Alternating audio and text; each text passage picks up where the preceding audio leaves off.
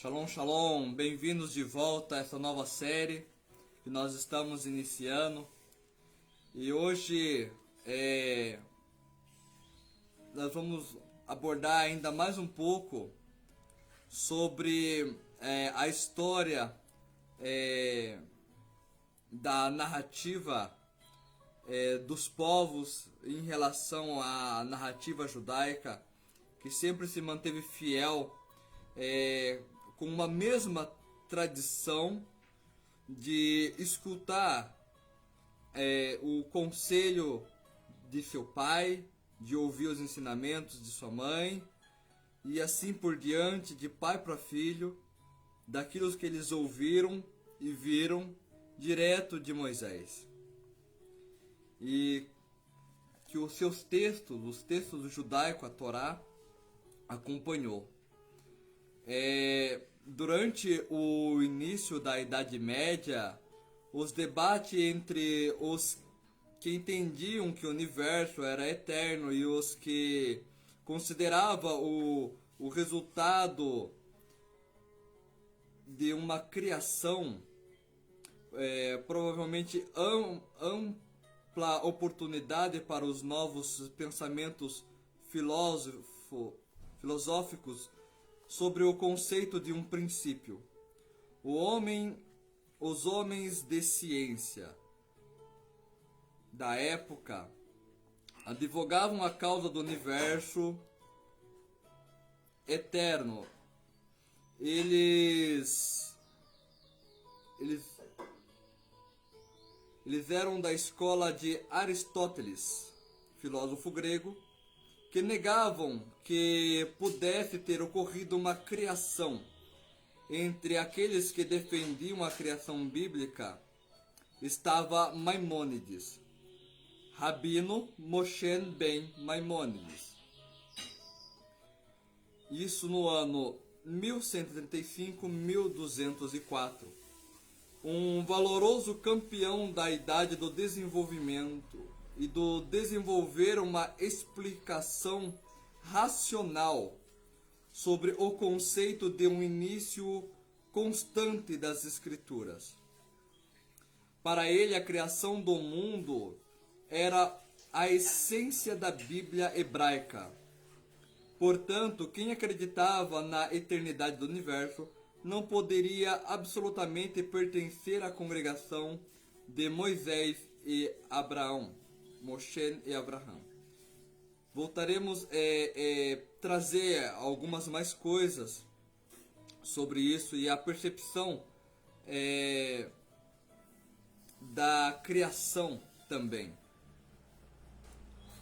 Naquela época, os seguidores de Aristóteles pareciam estar em superioridade nesses debates. Usando evidências da observação no campo da astronomia e da física, eles afirmavam que os cosmos eram imutáveis, imprevisíveis e eternos. Os sábios religiosos se mantinham na defensiva a pegar-se à ideia de um começo. Era apenas uma questão de fé na criação bíblica, e não um argumento de valor científico ou filosófico para a época. Por muito tempo, a ideia de que o universo não era eterno se manteve em desafio ao senso comum e à sabedoria popular. A compreensão do nosso universo e de suas leis físicas mudaram dramaticamente com as descobertas astronômicas revolucionárias de Nicolau Copérnico, 1473-1543, Galileu Galilei, em 1564-1642, Johannes Kepler, 1571 e 1630, Isaac Newton, 1643-1727 e outros. Graças ao desenvolvimento de novos aparelhos ópticos, os telescópios e os astrônomos conseguiram olhar mais perto do nosso sistema solar. O movimento das estrelas e a misteriosa nebulosa que se estendia fora do sistema solar.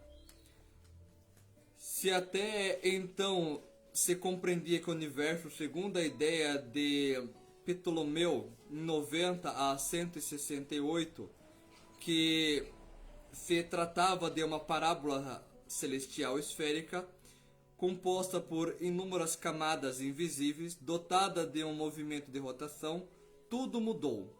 Com as novas observações do modelo de Pompeu, foi descartado e o universo deixou de ser visto como um sistema fechado, geocêntrico, e sim como um interminável cosmo. Essa nova observação tiveram um enorme impacto sobre a percepção da humanidade sobre si mesma. A vastidão do espaço e as inúmeras estrelas que antes não eram visíveis e agora eram observáveis através dos telescópios, indicavam que o ser humano ou o planeta Terra não era o núcleo do nosso sistema solar, e muito menos de todo o cosmos. A ideia de que a Terra era o centro cósmico tinha originalmente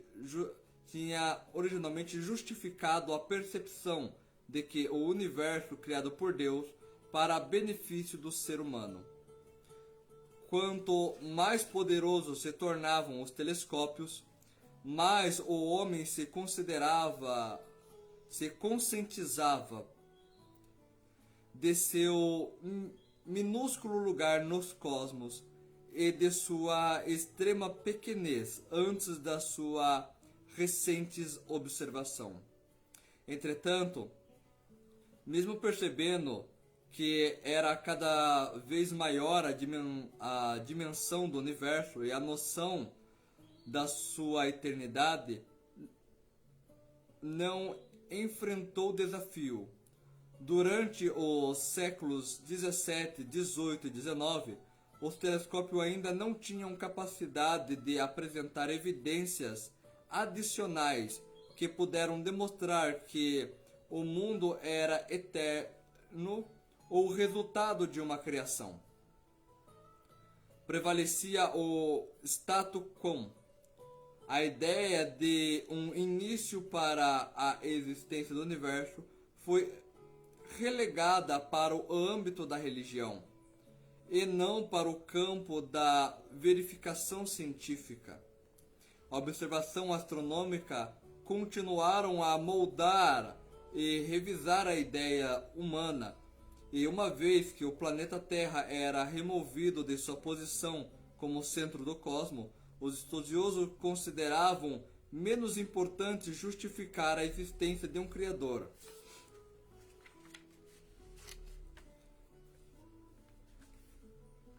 Em seu papel de Deus Criador do Universo, era um empreendimento lento, porém contínuo. Bento Spinoza, em 1632-1677, deu um salto quântico nessa direção, ao identificar Deus como a natureza e afirmar que ambos eram eternos. Spinoza acelerou o deslocamento de Deus nessa direção e fortaleceu a noção de um universo eterno que absolutamente não resulta de uma criação. O cientista James Hunter, em 1727, declarou: porquanto o resultado da nossa pesquisa foi de que não há vestígio de um princípio do universo, nem a perspectiva de um fim. Quanto à questão de como ele veio a existir, a adoção de uma nova trindade naturalista, eterna e emértica. O universo, Deus, natureza, não parecia requerer que se pensasse numa causa para sua existência. Como o filósofo positivamente Bertrand Russell, em 1872-1970, elucidou em uma forma bastante sucinta: o universo simplesmente existe e isso é tudo. Simon Singh explica a ideia de um universo eterno ecoava bem dentro da sociedade científica, porque era uma teoria que tinha certa elegância, simplicidade e plenitude. Se o universo existiu por toda a eternidade, não havia necessidade de explicar quando ele foi criado, como foi criado, por que foi criado e quem o criou. Os cientistas se sentiam particularmente orgulhosos por terem desenvolvido uma teoria do universo que não dependia da invocação a Deus. As novas descobertas no campo da astronomia serviram para alimentar as crenças naturalistas e intensificar o desafio das ideias apresentada pela velha religião bíblica. Quanto mais o homem penetrava no espaço, mais afastado de um Deus criador ficava, até 1929, quando o telescópio localizaram o início. Eu fico por aqui hoje e nós damos continuidade a essa revolução no campo da ciência em confirmar o que o povo judeu vinha dizendo já há 3.000 anos a mais, né? E nós nos aprofundaremos um pouco mais sobre isso amanhã. Shalom, shalom e até a próxima.